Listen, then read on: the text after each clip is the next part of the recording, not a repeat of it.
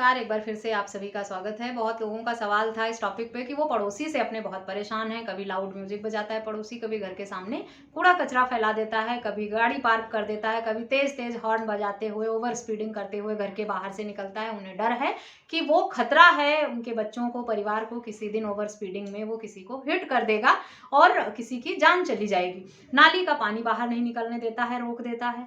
रात को शराब पी के, शराब के नशे में घर के बाहर निकलकर गालियां देता है। परिवार में मार पिटाई या ऐसी अशांति बनाता है जिसकी वजह से आसपास रहने वाले लोग डिस्टर्ब होते हैं। तेज साउंड में म्यूजिक बजाता है जिसकी वजह से पड़ोसी परेशान है। इस सब तरह की बहुत सारी घटनाओं की जिक्र किया था कुछ लोगों ने और वो चाह रहे थे कि ऐसे पड़ोसी को सबक कैसे सिखाएं, इन सब परेशानियों से कैसे बचा जाए और अगर बचना चाहते हैं तो इसकी शिकायत कहाँ की जा सकती है, किन सेक्शन के अंतर्गत की जा सकती है और कितने दिन की सजा का प्रावधान है इस तरह के मामले अगर दर्ज कराए जाते हैं किसी व्यक्ति के खिलाफ। सबसे पहले जो है किसी भी तरह की परेशानी से निपटने के लिए जो हमारा पुलिस कंट्रोल रूम का हेल्पलाइन नंबर दिया गया है उसी पर हमें संपर्क करना होता है। अगर पुलिस मदद नहीं करती है, लोगों का कहना है एक दो बार पुलिस को फोन किया, वो आती है, समझा के चली जाती है, पड़ोसी बार बार इसी तरह की गलती दोहराता है, उसको डर नहीं हो रहा और पुलिस ने भी अब इस बात को इग्नोर करना शुरू कर दिया है, आते नहीं है, हम और कहाँ कंप्लेंट कर सकते हैं। तो पुलिस में कंप्लेंट करने के बाद आप पुलिस में कंप्लेंट करने के साथ साथ आप अपने जिला के डीएम और एसडीएम को भी कंप्लेंट कर सकते हैं। कुछ जगहों पर डीएम और एसडीएम में कंप्लेंट के लिए हेल्पलाइन नंबर बनाया गया है, उनके ऑफिस का नंबर है, आप फोन करके भी शिकायत दर्ज करा सकते हैं। नहीं तो बेहतर ऑप्शन ये होता है कि आप एक शिकायत पत्र लिखकर जाएं और वहां रिसीव करा कर आएं। लेकिन अगर आप डीएम या एसडीएम को भी शिकायत देते हैं तो वो भी आदेश पुलिस को ही करते हैं इस तरह के मामले में कार्रवाई करने के लिए। लेकिन तब पुलिस बाध्य हो जाती है काम करने के लिए क्योंकि उनके ऊपर आदेश आता है ऊपर से और उन्हें रिपोर्ट करनी होती है कि जो मामला उनके पास भेजा गया था उस पर उन्होंने क्या कार्रवाई की है। इसीलिए अगर सीधा पुलिस में शिकायत करने से बात ना बने तो आप जिस जिले से हैं वहाँ के डीएम या एसडीएम की जो हेल्पलाइन नंबर है, ऑफिस के नंबर हैं, उन पर संपर्क करने की कोशिश करें। अगर वहाँ से बात नहीं बनती है तो एक रिटन कंप्लेंट लेकर सीधा उनकी ऑफिस में पहुँच जाएं। ऑफिस के नंबर, हेल्पलाइन नंबर या डीएम एसडीएम की ऑफिस जो भी हैं वो सब ऑनलाइन मौजूद हैं। आजकल इंटरनेट का ज़माना है तो कोई भी जानकारी बहुत आसानी से आप घर बैठे प्राप्त कर सकते हैं और इस तरह की समस्याओं से छुटकारा पा सकते हैं। आपको किसी पड़ोसी से डरने की या दब के रहने की ज़रूरत नहीं पड़ेगी। वैसे तो पड़ोसी जो हैं वो अच्छे हों अगर तो उनके साथ अच्छा ही बना के रखना चाहिए, बेवजह लड़ाई झगड़े के चक्कर में नहीं पड़ना चाहिए क्योंकि जब मुश्किल आती है या प्रॉब्लम आती है कहीं तो हमारे मित्र, रिश्तेदार और फैमिली मेंबर जो हैं वो ज़्यादातर दूर ही रहते हैं। पड़ोसी जो है वो हमारे घर के बगल में होता है, वही मुसीबत में हमारे काम आता है, वही हमारी मदद करता है इमरजेंसी के टाइम में या जब कभी हमें किसी हेल्प की ज़रूरत होती है।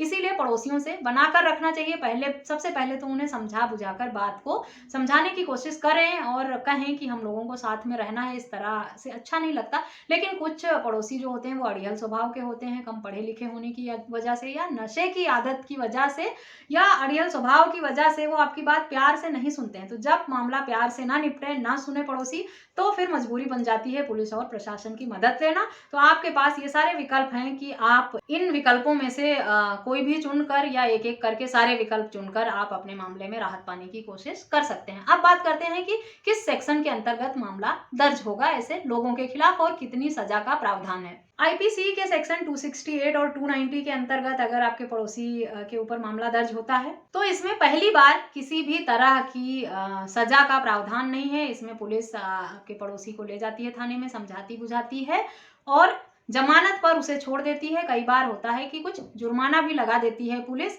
और समझाकर छोड़ देती है कि दोबारा ऐसी गलती ना करें। लेकिन अगर आपका पड़ोसी दोबारा वही गलती करता है तब आप फिर से कंप्लेंट करेंगे और दोबारा अगर पुलिस उन्हें उठाकर ले जाएगी तब उनके ऊपर आईपीसी के सेक्शन 291 के अंतर्गत मामला दर्ज होगा और ऐसे में 6 महीने की साधारण कारावास की सजा उन्हें होगी। वो जमानत पर इस बार नहीं छूटेंगे क्योंकि एक बार पुलिस की वार्निंग पे समझाने पर उन्होंने उसे हल्के में लिया, उसे ध्यान नहीं दिया और इसलिए अगली बार उन्हें 6 महीने के साधारण कारावास की सजा होनी ही है। इस बार वो जमानत पर नहीं छूटेंगे। आईपीसी के सेक्शन 289 के अंतर्गत अगर कार्रवाई होती है तो इसमें 3 महीने की सजा का प्रावधान है। और सबसे ज्यादा दंड का प्रावधान जो है वो आईपीसी के सेक्शन 432 में है। इसमें 3 साल तक की सजा का प्रावधान है। तो ये कुछ सेक्शन है जिसके अंतर्गत इस तरह की परेशानी क्रिएट करने पर लगाए जाते हैं और इस तरह की सजा और जुर्माने से दंडित किया जा सकता है।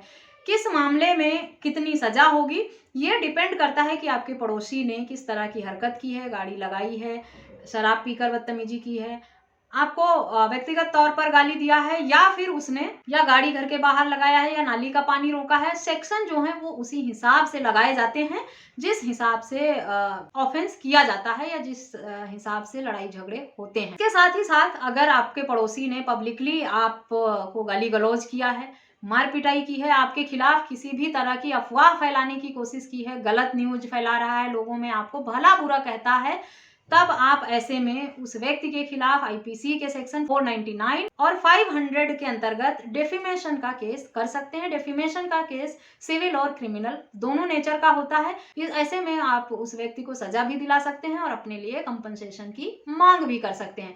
इन सब के बावजूद भी अगर आपकी कहीं सुनवाई नहीं हो रही है, आप ये कहेंगे कि पुलिस ने भी मामला नहीं दर्ज किया, एसएसपी के पास गए, डीएसपी के पास गए, डीएम, एसडीएम सबके पास गए, कोई राहत नहीं मिली, हमें कहीं सुनवाई नहीं हो रही, तो राष्ट्रीय मानवाधिकार आयोग है जहां आप शिकायत कर सकते हैं। मानवाधिकार आयोग का ये काम है कि वो आपके हक अधिकारों की रक्षा करे, उसकी सुरक्षा करे, और किसी व्यक्ति के अगर हक अधिकारों का हनन हो रहा है, छीना जा रहा है उसका हक अधिकार, तो वो उसे दिलाए। लेकिन बात अंत में यही आती है कि आप शिकायत कहीं भी करेंगे, मामला रेफर जो है वो पुलिस के पास ही होगा, कार्रवाई जो है वो पुलिस को ही करनी है। अगर आप मानवाधिकार में भी शिकायत करेंगे तो मानवाधिकार से भी पुलिस को ही संपर्क किया जाएगा और उनसे सवाल पूछा जाएगा कि इस व्यक्ति ने इस तरह की शिकायत की है, इससे पहले इस तरह की शिकायतें हुई हैं, उस पर कोई कार्रवाई नहीं हुई है। मानवाधिकार आयोग का ये काम है कि वो लोगों के हक अधिकारों को दिलाए, उसको सुरक्षित करे। मानवाधिकार का भी हेल्पलाइन नंबर और ऑफिस का एड्रेस डिटेल जो है वो राष्ट्रीय मानवाधिकार आयोग की वेबसाइट से आपको मिल जाएगा। फिर भी अगर आपको समझने में, ढूंढने में कहीं का भी एड्रेस या कोई जानकारी, फोन नंबर ढूंढने में आपको दिक्कत हो रही है इस वीडियो को सुनने के बाद, तो आप किस स्टेट से हैं, कहाँ के पुलिस हेल्पलाइन का या डीएम एसडीएम की हेल्पलाइन का नंबर आपको नहीं मिल रहा है, या राष्ट्रीय मानवाधिकार आयोग में किस तरह से ऑनलाइन शिकायत करनी है, या ऑफलाइन संपर्क नंबर आप नहीं ढूंढ पा रहे हैं, तो आप मुझे कमेंट करके पूछें, मैं आपकी हेल्प करूंगी, आपको आपकी सहूलियत के हिसाब से सुविधाएं ढूंढकर देने में। लेकिन किसी भी तरह की जोर जबरदस्ती, हिंसा, प्रताड़ना बर्दाश्त नहीं करनी है। अपने खिलाफ हो रहे अपराध को लेकर या आपके हक अधिकारों का हनन हो रहा है तो उसके खिलाफ आपको आवाज उठाना पड़ेगा, तभी आप सर उठाकर सम्मान से जी सकेंगे। आशा करती हूँ ये जानकारी आपके लिए यूजफुल होगी। जानकारी यूजफुल लगे तो इस वीडियो को अधिक से अधिक लोगों के साथ शेयर करें ताकि लोगों तक ये जानकारी पहुंच सके और उनके हक अधिकारों का हनन ना हो, कोई लोग शांति से, सुकून से रह सकें, और कोई उन पर दादागिरी कर रहा हो, गुंडागर्दी कर रहा हो या उन्हें परेशान कर रहा हो गलत तरीके से, तो उन्हें राहत मिल सके। इस वीडियो में बस इतना ही। मुझसे संपर्क करना है तो मेरे संपर्क के सभी माध्यम आपको वीडियो के डिस्क्रिप्शन बॉक्स से मिल जाएंगे। व्हाट्सएप का नंबर मेरा वीडियो के स्क्रीन पर दिख रहा होगा आपको, वहां से नंबर लेकर आप मुझे व्हाट्सएप पर संपर्क कर सकते हैं। मिलते हैं नेक्स्ट वीडियो में, तब तक के लिए थैंक यू एंड बाय।